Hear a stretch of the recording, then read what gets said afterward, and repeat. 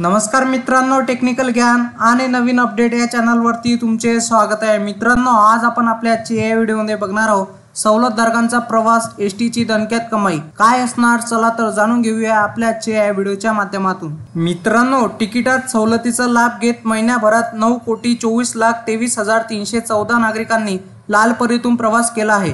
या माध्यमातून महाराष्ट्र राज्य मार्ग परिवहन महामंडळाला 544,43,87,295 रुपये एवढे उत्पन्न मिळाले आहे।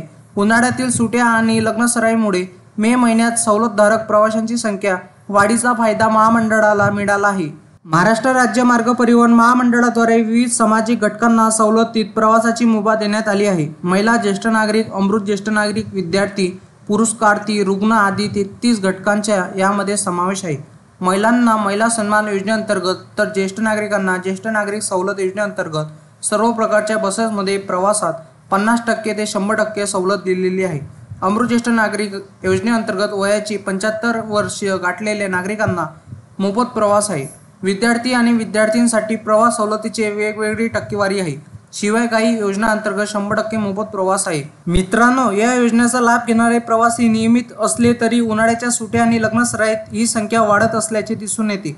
एप्रिल 2024 मध्ये सर्व प्रकारच्या सवलत योजनेचा लाभ घेणाऱ्या लाभार्थ्यांची संख्या 8,89,60,689 एवढी होती। मे 2024 मध्ये ती 9,24,23,314 एवढी झाली होती। एप्रिलमध्ये काही दिवस शाळा महाविद्यालये सुरू होती, पण यावरून मे महिन्यात लग्नसराईत आणि उन्हाळी सुट्ट्यामध्ये सवलतीत प्रवास करणाऱ्यांची संख्या अधिक आहे हे स्पष्ट होते। उत्पन्नातही झाली वाढ आहे। मित्रांनो, सवलती प्रवास करणाऱ्या प्रवाशांच्या माध्यमातून महामंडळाला एप्रिल 2024 मध्ये 522,75,04,342 रुपये एवढी कमाई झाली होती। मे महिन्यात 543,43,395 रुपये एवढे उत्पन्न मिळाले।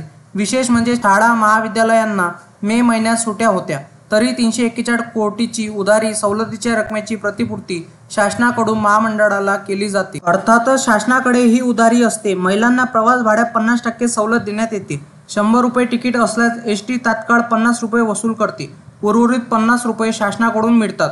अशा प्रकारे मे महिन्याचे 341 कोटी 35,84,175 रुपये शासनाकडे उधार आहेत। मित्रांनो, तुम्हाला असेच नवनवीन व्हिडिओ बघण्यासाठी तुम्ही आपल्या चॅनलला लाईक, शेअर अँड सबस्क्राईब करा। धन्यवाद।